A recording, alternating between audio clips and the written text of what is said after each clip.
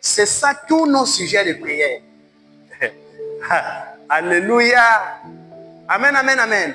Quand tu lis le verset 8, c'est ça tous nos sujets de prière. Parce que c'est ce qu'on veut. C'est ce qu'on demande à Dieu.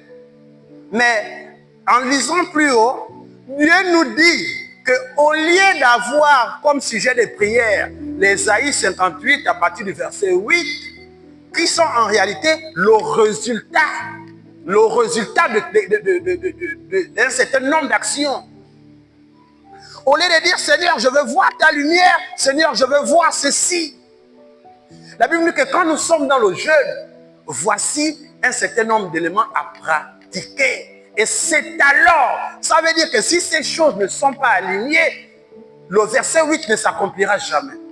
Bien qu'il peut être ton sujet de prière. Alléluia. Amen, amen.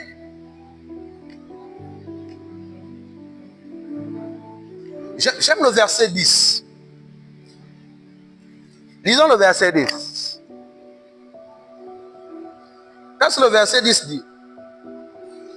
Si tu donnes ta prière, Seigneur, je veux voir ta gloire. Seigneur, je veux voir ta main. Seigneur, je veux voir ta lumière. En réalité, ce n'est pas au son d'une proclamation que ces choses arrivent. C'est à l'exécution d'un principe que ces choses se déclenchent. Ce n'est pas, Seigneur, je veux voir ta lumière qui fait que la lumière de Dieu va descendre sur toi. C'est parce qu'il y a un code qui est là, il y a un secret qui est donné et à l'application de ce secret, tu verras ta lumière arriver. Alléluia. Sinon, je comprends que c'est bon d'avoir des sujets de prière. Mais souvent, certains sujets de prière-là sont des choses que Dieu nous a déjà données et Dieu nous a déjà expliqué quoi et comment faire pour les avoir. Alléluia. Donne ta propre subvention à celui qui a faim. Verset 10, Ésaïe 58. Vous savez, j'ai vu des personnes, lorsqu'ils jeûnent, à midi, quand on fait le repas, il prend son plat, il part cacher. Alléluia. Ça, c'est pour quand je vais couper le jeûne à 18h. Amen, amen. Mais alors que parfois, dans la maison, il y a quelqu'un qui a faim. Il y a un cousin qui est venu. Il y a une sœur qui est venue. Il y a un parent qui est arrivé. Alléluia. Et peut-être que tout le monde n'est pas traité dans la maison, que c'est toi seul qui jeûne. Donc les autres ont mangé. Comme tu es de la maison, on a fait ton assiette.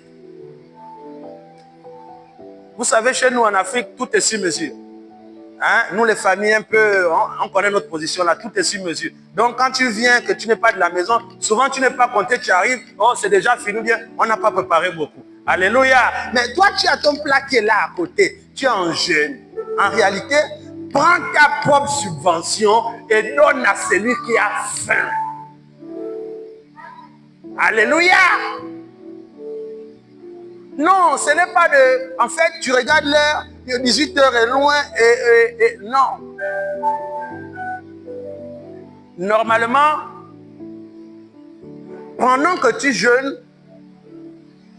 tu ne peux pas réserver ce avec quoi en fait tu dois couper pour descendre le jeûne à 18h. Alors que parfois, à côté de toi ou dans tes alentours, il y a quelqu'un qui meurt de faim. Non. Tu es en train de faire la grève de la faim. Mieux de manger en même temps. Alléluia. Amen, amen, amen. Pourquoi je sens que la salle est triste. Hein? Est-ce que